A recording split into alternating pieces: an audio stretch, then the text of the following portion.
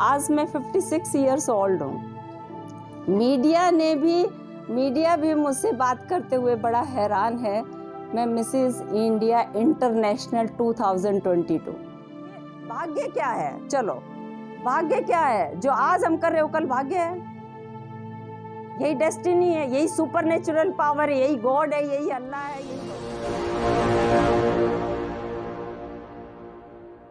शिखर में धूप तो होगी, गर चल सको तो चलो। किसी के वास्ते राहें कहाँ बदलती हैं, तुम अगर खुद को बदल सको तो चलो।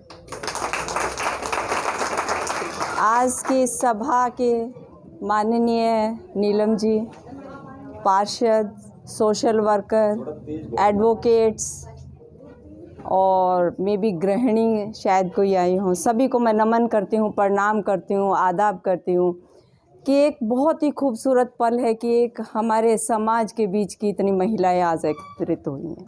बहुत ही बड़ी अचीवमेंट और वेरी सरप्राइज्ड कि ये सब अपनी कम्युनिटी के हैं, कहाँ छुपे हुए हैं। बहुत कम अवसर मिलते हैं कि इस तरह से अपने समाज के लोगों से मिलने के। ये बात बिल्कुल सच्चाई है कि हमारी कम्युनिटी ने बहुत स्ट्रगल करके ये स्टेज पाई है। फिर हम एक दूसरे के बैक फुट पे वाई द रीज़न इज़, एक आदमी जो यदि कोई अच्छा करता है उसको आगे लेके आओ, उसको के प्रेरणा के रूप में लो, उसको एक रोल मॉडल के रूप में लो। समाज में इस धरती पर हर आदमी को अच्छे और बुरे दिन देखने पड़ते हैं। अच्छा और बुरा क्या है? दिमाग की सोच है। दिमाग की सोच, मन खुश है तो सब कुछ है। वो कहते हैं ना कि वो आदमी महसूस नहीं करता है, दुख में भी हंसता है। नहीं, वो दुख शो नहीं करता। दुख और सुख की डेफिनेशन क्या है? केवल हमारे मन की सोच है। अगर दुख को मान के चलेंगे तो कभी भी ज़िंदगी में ऊपर नहीं उठेंगे। आप अपने प्रयास जारी रखिए, कभी भी ज़िंदगी में हार नहीं होगी। बाबा साहब अम्बेडकर की आज एक प्रेरणा, हम सब यहाँ बैठे हैं, क्या उन्होंने स्ट्रगल नहीं किया था? पूरे वर्ल्ड में नाम है आज उनका। उन जितना स्ट्रगल तो हमारे में से कोई नहीं कर सकता। लेकिन हमारे अंदर एक सबसे बड़ी भूल ये है कि ज़िंदगी में जो नहीं मिला उसके लिए तड़पते हैं, लेकिन हमें ये नहीं पता जो मिला है उसको कैसे यूज़ करना है। ये सच्चाई है। जो मिला है उसी में ही आप लाखों में एक हो। अगर उसको सही से सहेज कर रखो, उसका सही से उपयोग करो। हर इंसान के लिए जो क्लाइमेक्स पर जाते हैं 24 घंटे ही मिले हैं, सभी के लिए 24 घंटे हैं। उस पर क्लाइमेक्स पे भी जाता है इंसान और ज़मीन पर भी रहता है। तो क्या है, हम क्यों नहीं कर पाते? क्यों हमें सोने की आदत पड़ी है, खाने की आदत पड़ी है, और फिर हम अपने बस हैंड टू माउथ ये। लेकिन मैं फिर भी अपनी कम्युनिटी के लोगों को कहना चाहूँगी, हमने बहुत स्ट्रगल किया है। हमारे पास कोई पेरेंटल ज़मीन जायदाद किसी की नहीं है। जो आज आप सब बैठे हो, जो चेहरे आपके दिखाई दे रहे हैं, ये सब आपकी अपनी कमाई है। हमने कोई पुरखों से नहीं लिया, अपनी मेहनत से लिया, अपनी कलम से लिया है ये हमें एक प्रेरणा मिली है डॉक्टर भीमराव अंबेडकर से कि उन्होंने जो किया, उन्होंने एक रास्ता बनाया लड़कियों के लिए, SC BC के लिए। उसी रास्ते पर हम चलते गए। कहीं ना कहीं रिजर्वेशन का भी बहुत बड़ा रोल है। हमें लगता है कि हाँ, हम उसके कारण कहीं आगे बढ़े हैं, इसको हमें कहीं डिनाई नहीं करना चाहिए। ठीक है, जनरल कम्युनिटी के साथ compete करते हैं तो बात अलग है, अदरवाइज़ कहीं आज मैं 56 ईयर्स ओल्ड हूँ। मीडिया भी मुझसे बात करते हुए बड़ा हैरान है। मैं मिसेस इंडिया इंटरनेशनल 2022 हूँ। और जैसा कि नाम से ही प्रतीत है, मिसेस शादीशुदा लड़कियाँ। तो 23 साल की बच्ची भी मेरे साथ कंपटीशन में थी और मैं 56 की थी।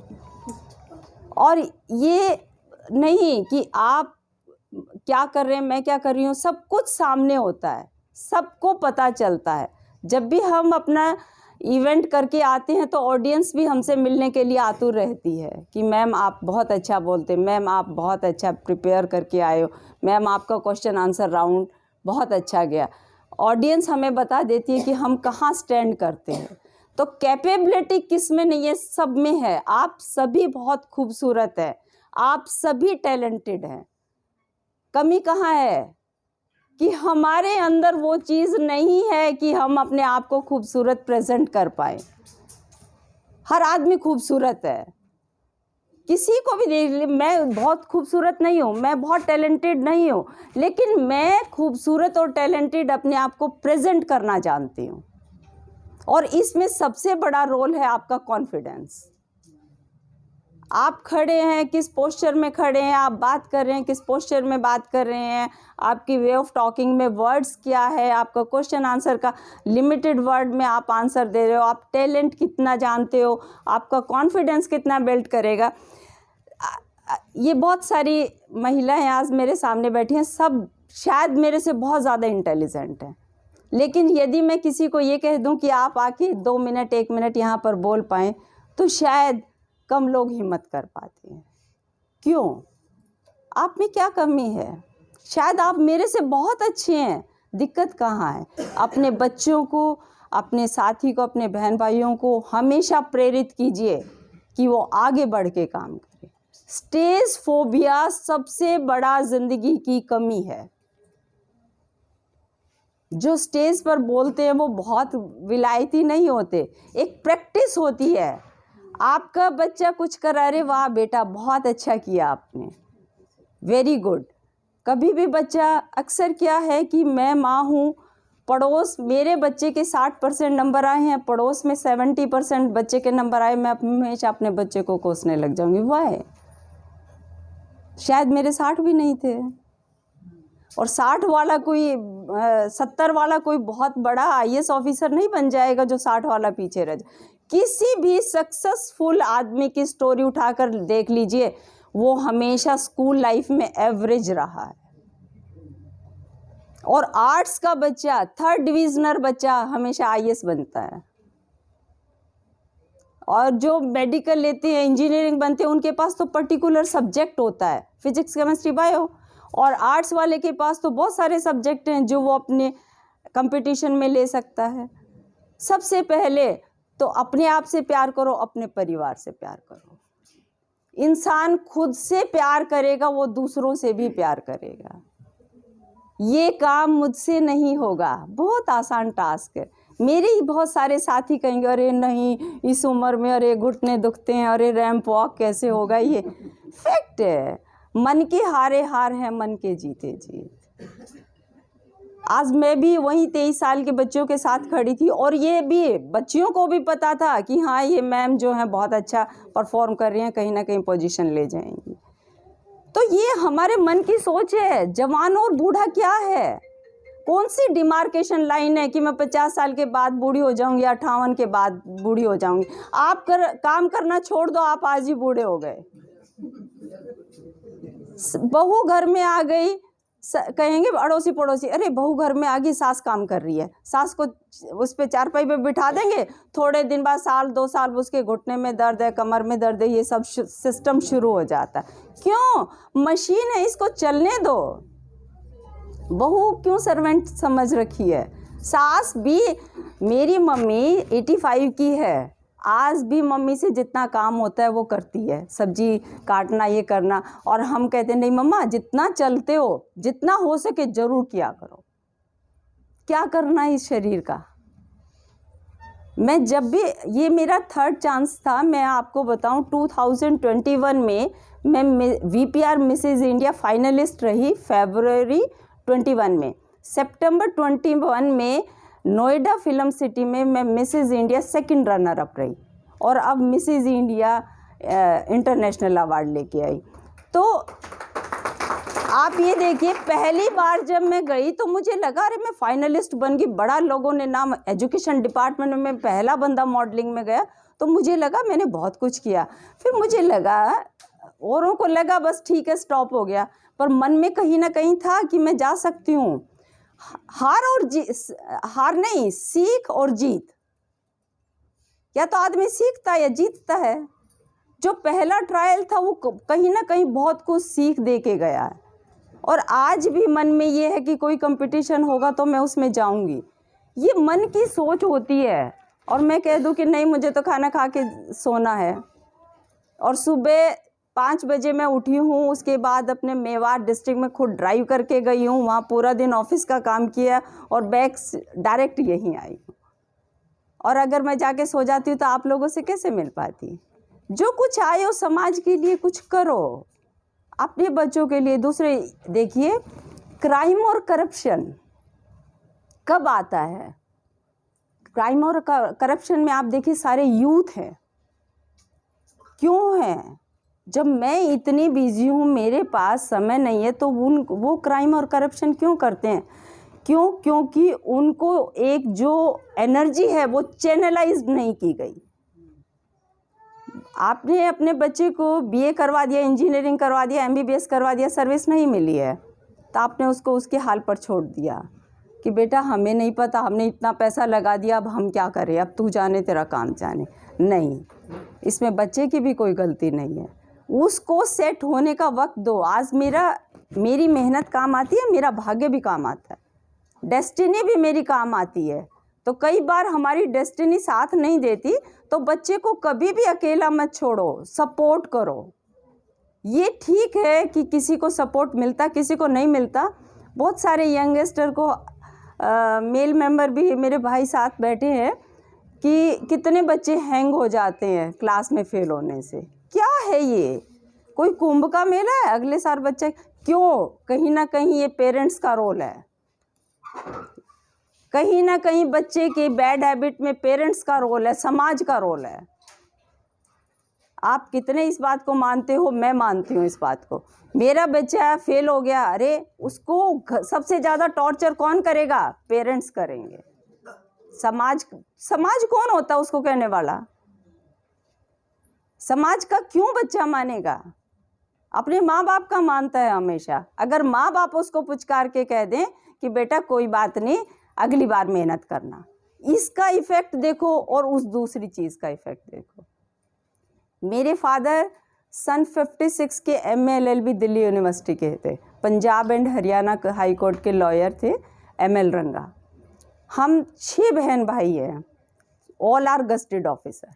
मेरी बड़ी सिस्टर IAS ऑफिसर है, और मेरे ओरिएंटल इंश्योरेंस कंपनी में मेरे ब्रदर रहे हैं। सबसे बड़ी सिस्टर सेंट्रल स्कूल में प्रिंसिपल रिटायर हुई है। एक मैं हूँ, एक मेरी छोटी बहन डॉक्टर है। हमारे फादर ने 6 बहन भाई, आप ये देखिए 6 बहन भाई, आजकल 2 ही तंग कर देते हैं, 2 को ही थप्पड़ लगाते हैं। हमने अपने फादर को कभी भी हमें ऊंचे वॉल्यूम में बात करते हुए नहीं सुना। हम तो क्या कर रहे हैं? हम तो कुछ भी नहीं कर रहे। हमें 2 बच्चों के लिए भी ये सोचना पड़ता है, अरे ये तंग कर रहा है, डांट देते हैं, मार भी देते हैं। आप ये देखिए, पेशेंस की दात देखिए। क्या हम छोटे थे, हमने गलती नहीं की थी? क्या हम छोटे थे, हम सब्जेक्ट में फेल नहीं हुए थे? और कभी भी हमारे पेरेंट्स ने ये नहीं कहा, और हमारे भी कम नंबर आए हैं। मेरे फादर ने कभी नहीं कहा कि बेटा कम नंबर, सिर पुचकार के कह देते थे बेटा अगली बार और मेहनत करना। और वही एक रीज़न है जो आज हम एक फुलवारी, एक बगिया खिले हैं। तो ये इन चीज़ों को हमें अपने जहन में ज़रूर रखना है। नई जनरेशन क्या है? बच्चे क्या हैं? फूल है, कली है। जैसे ही इनको पानी डालोगे, जैसा इनको खाद पानी दोगे, वैसे ही खिलते जाएंगे। और इनको यदि दबाने की कोशिश करोगी तो ये दबते जाएंगे। और समाज किससे बनता है? इन्हीं बच्चों से बनता है। आप और हम तो बन लिए जो बनने थे। समाज का दायित्व अब हमारे बच्चों के कंधों पे है। बीइंग ए ऑफिसर कुछ बातें नहीं कहनी चाहिए। आज सबसे ज़्यादा जो कम्युनिटी में SCs BCs कम्युनिटी में सबसे ज़्यादा SCs से क्यों भेदभाव किया जाता है? क्यों परेशानी आती है? क्यों उनसे जेलसी होती है? कभी सोचा है? क्योंकि ये अपना प्रोफेशन छोड़ के बहुत राइज कर गए हैं। वो क्या हमारे साथ बैठेंगे? हम उनके साथ नहीं बैठेंगे। पहले जो होता था, हमने अपने फादर के से भी सुना है और हमने भी देखा है कि भाई कास्ट पूछ के बैठते थे, कास्ट पूछ के खाना खाते थे। अब देखो ना, आप वो क्या पूछेंगे, अब आप पूछोगे। और ये सब किससे आया? केवल एजुकेशन से। आज मैं ठीक है, मैं मिसेस इंडिया इंटरनेशनल का खिताब जीत चुकी हूँ, लेकिन मैं कभी भी आप लोगों को ये सजेस्ट नहीं करूँगी कि इसको अपना प्रोफेशन बनाएं। बच्चा खेल में जाए, डांस में जाए, मॉडलिंग में जाए, लेकिन एजुकेशन ज़रूर दो। अपने हाथ में एक प्रोफेशन इतना स्ट्रॉन्ग रखो कि ये तो मेरी लाइफ का पिलर है, उसके साइड आप कुछ भी करो। और अक्सर होता था, देखिए हमारे कम्युनिटी में सबसे ज़्यादा गवर्नमेंट जॉब में आते थे। हमारे भी याद है जब हमारी बहनों के रिश्ते होते थे तो गवर्नमेंट जॉब, बिजनेस वाले का तो मतलब ही नहीं था।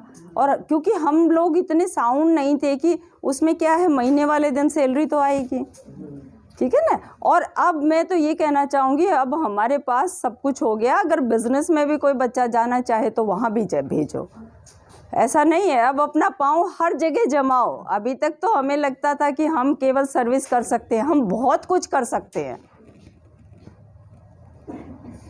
आज जब मैं बहुत बड़ी बात नहीं कह रही, आज पूरे हरियाणा के एजुकेशन डिपार्टमेंट में मैं बहुत बड़ी शान बन के आई हूँ कि अपनी बड़ाई खुद मुंह से नहीं करनी चाहिए। एजुकेशन डिपार्टमेंट एक ऐसा डिपार्टमेंट है जहाँ मास्टर क्लास में पढ़ाने के अलावा कुछ नहीं करता। और लेडीज़ का तो ये शादी हुई, बच्चे हो गए और जी अरे मैं क्या मैडम जाने दो, छुट्टी हो गई, अरे मैडम मत रोको, बच्चों को देखना, ये देखना, उसके अलावा कुछ नहीं है। और वो भी इस एज में आके और इस मुकाम को हासिल करना बहुत बड़ी बात है। मैं आज भी कह रही हूँ कि कोई चीज़ मिल जाती है तो हमें लगता है तो बहुत आसान काम है, लेकिन मैं कहती हूँ बहुत टफ काम है। कि जहाँ वो यंगस्टर भी खड़े हैं, मैं भी खड़ी हूँ, और मुझे कितने राउंड वहाँ पर लेने पड़ते हैं और पॉइंट का फ़र्क होता है वहाँ पर। फिर भी हम ये सोचते कोई नहीं, अपना बेस्ट देते रहो, लास्ट में देखा जाएगा जो होगा। इसकी एक छोटी सी कहानी बताती हूँ कि हम लोग 21 पार्टिसिपेंट्स फाइनलिस्ट में पहुँचे थे 1581 में से। फाइनलिस्ट में जब पहुँचे तो जो भी राउंड थे हमारे हो गए। कुछ मेरे साथ जो फेसबुक पे जुड़े हुए हैं वो मेरे कुछ वीडियो देख रहे हैं। क्या होता है कि जितने भी फाइनलिस्ट होते हैं सबको सब टाइटल दिया जाता है, best smile, best dress sense, best hair. तो मिसेस मॉडल जो थी वो सबको स्टेज के पीछे बुला लिया कि आपका क्राउन सेरेमनी होगी। तो पीछे से बुलाने लगे, नीचे से स्टार्ट करते हैं, best smile, best hair, best personality, ये वो। लास्ट में हम लोग 4 बज गए। तो मैंने सोचा कल्पना पक्का सेकंड रनर अप है, तो उसमें से भी एक को बुला लिया। फिर मैंने सोचा फर्स्ट रनर अप हूँ, उसको भी बुला लिया एक को। और मैंने सोचा मिसेस इंडिया हूँ, उसको भी बुला लिया। रियली जब मिसेस इंडिया इंटरनेशनल का मेरा नाम बुला ना, एक बार तो मैं रियली ब्लैंक हो गई थी। ये बात थी कि मेरी पोजीशन ठीक है और अच्छा परफॉर्म किया है, पर इतना नहीं था कि गॉड इतना भी साथ देगा कि इतनी हाँ देखो काम तो है, पर फिर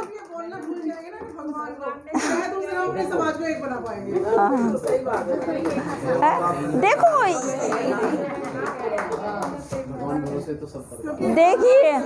देखिए हाँ, आपके क्वेश्चन का आंसर देती हूँ मैं। आपके क्वेश्चन का आंसर देती हूँ मैं। डेस्टिनी मानते हैं हम। मैं सबसे पहले सब बच्चों को ये कहती हूँ, आपकी मेहनत जो है वो आपकी किस्मत बनाती है। आज भगवान ने जो आशीर्वाद दिया है मुझे, वो कहीं ना कहीं मैंने मेहनत की है उसकी। आप ये मत समझो वो केवल भगवान या डेस्टिनी ही है। आज जो मैं मेहनत करती हूँ उसको आज इस काम के लिए नहीं, लेकिन मुझे पे ज़रूर करेगा डेस्टिनी इसमें। आप मेहनत करते रहो, ये मत सोचो कि मुझे आज ही फल मिल जाए। वो फल कभी ना कभी ज़रूर देगा। ये आपका एक्सपीरियंस अलग है, मेरा एक्सपीरियंस, मैंने बहुत नज़दीक से इन चीज़ों को देखा है। सच्चाई ये है कि आप समझ सकते हो कि इस एज में मैं जाके कहाँ रैंप पे खड़ी हो जाती। मैंने मेहनत की, स्कूल एजुकेशन में जी जान से मेहनत की है। स्कूल एजुकेशन से कुछ यहाँ साथी बैठे भी हैं, उनको पता है मैंने जी जान से मेहनत की है, एक बेस्ट ऑफिसर के रूप में मेरे को देखा जाता है, और बियॉन्ड मतलब जो डिपार्टमेंट काम था उसके बियॉन्ड भी मैंने बच्चों के एजुकेशन पे बहुत काम किया। तो कहीं ना कहीं पूंजी आपकी स्टोर होती है, अब नहीं तो कल। वो कहते हैं एक बार बच्चा फेल हो जाता दोबारा मेहनत करता पास होता है। तो इसलिए मेहनत करते रहो। अगर आप ये सोचते हो कि मेहनत कर दी और आज ही फल मिले, कई बार नहीं मिलता, कई बार लेट मिलता है इस चीज़ का। तो आपके भाग्य क्या है? चलो भाग्य क्या है? जो आज हम कर रहे हो कल भाग्य है, यही डेस्टिनी है, यही सुपरनेचुरल पावर है, यही गॉड है, यही अल्लाह है, यही भगवान है। हर एक आदमी का अलग नाम है इसका। मैं कहती हूँ डेस्टिनी है, कोई कहता भगवान है, कोई कहता अल्लाह है, लेकिन आपकी मेहनत कभी खराब नहीं जाती। जो मेहनत है वो ज़रूर आपकी रंग लाती है, पर लेकिन ये है कि आपको हार नहीं माननी है कभी भी, कि ये सोचे कि ये काम हमारे बस का नहीं है। आप कोई ऐसा काम नहीं है जो आप नहीं कर सकते। सिर्फ ये है कि आपको उसको शिद्दत से करना, दिल से करना, पूरे जुनून से करना है, तब आपको उसमें सफलता मिलेगी। तो मैं आज सभी जितने भी गैदरिंग बैठी है, बहुत अच्छा लगा पहली बार कि मैं नौनी जी से यही पूछ रही थी, ये सारे अपने ही समाज के हैं, कहीं कोई मैं अपने समाज की बात करूं। तो बड़ा अच्छा लगा, किसी कोई पार्षद बता रहे, कोई वकील बता रहे हैं, तो लगा कि अरे हमारी तो स्ट्रेंथ बढ़ती जा रही है। और सच्चाई ये है कि मैं भी अपने डिपार्टमेंट में देखती हूँ, और धीरे धीरे जैसे पता लगता है किसी का अपने लोगों में काम करने का जज्बा ज़बरदस्त है। आप जनरल आदमी को देख लो और अपने लोगों को देख लो, कोई मानता है या नहीं मानता, मानता है या नहीं मानता, ये उसका किस पे डिपेंड करता है, ये आप भी जानते हो। बहुत शिद्दत से काम करते हैं, क्योंकि हमारे खून में है। हमने जो चीज़ ली है वो मेहनत से ली है, हमारी पेरेंटल कुछ नहीं है, अपनी मेहनत की है, अपना स्टेटस, अपनी डिग्निटी, अपनी पोस्ट, अपना फेम खुद ही बनाया है। इसलिए मेरी आप लोगों से एक गुजारिश है कि आप सब अपने बच्चों को पूरा सपोर्ट कीजिए, पूरे प्यार से, 100% प्यार से सपोर्ट कीजिए। वो कहते हैं ना, प्यार की परिभाषा ही सब लोग जानते हैं। ये अक्सर पहले स्कूल एजुकेशन से थोड़ा थोड़ा बीच में मैं जोड़ देती हूँ, क्योंकि मैं स्कूल एजुकेशन से जुड़ी हुई हूँ। जो स्कूल में स्टार्टिंग में था कि बच्चे को मार पीट देते थे, ये बिल्कुल गलत था। फोबिया, डर किस बात का? बच्चा जहाँ रह रहा है उसी से ही डर है। बहुत सारी बच्चा झूठ कब बोलता है? जब आप उसमें डर पैदा करते हो। आप गलती को एक्सेप्ट करना सीखो ना। हमने भी गलतियां की, बच्चा भी गलती करेगा। बच्चे को झूठ बोलना कौन सिखाता? हम खुद ही सिखाते हैं। उसके दोस्त बनो, उसकी माँ बनो। माँ एक बहुत बड़ा वर्ड है जो अपने बच्चे की सब गलत ठीक सब डेफिनेशन सब बातें सहन करती है। और कभी उसकी जगह भी बैठ के देखो। एक छोटा सा एग्जांपल देती हूँ कि किचन में चाय बना रहे हैं, हमसे कप टूट जाता है तो चुपचाप लपेट के डस्टबिन में फेंक दिया। बेटी से टूट गया, अरे क्या कर दिया, इसका तो काम ही है, ध्यान से काम नहीं करती। हम 10 सेंटेंस जरूर सुनाते हैं ना। क्यों? हम भी तो वही कर रहे हैं। और क्या इतनी बड़ी गलती हो गई जो पहाड़ टूट गया? समाज में बहुत सारी गलतियां बच्चे करते हैं, स्कूलों में हमारे सामने बहुत सारी चीज़ें आती हैं। मैं एक ही सेंटेंस कहती हूँ, बच्चे को समझाओ, चुपचाप क्लास में बिठा दो, दूसरी लड़कियों को भी पता नहीं होना चाहिए। क्या उस लड़की ने कोई बहुत गुनाह कर दिया क्या? कितने बड़े लोग हैं, कितने समझदार लोग हैं, क्या वो गुनाह नहीं कर रहे? क्या हम नहीं कर रहे? ठीक और गलत क्या है? अरे बच्चे की तो हर चीज़ माफ़ करने लायक है, हम बड़ों को भी माफ़ करते हैं। तो हमारे समाज के लिए मैं एक ही प्रेरणा देना चाहती हूँ कि अपने बच्चों को एजुकेशन में ज़रूर आगे बढ़ाएं, जितना सपोर्ट हो सके।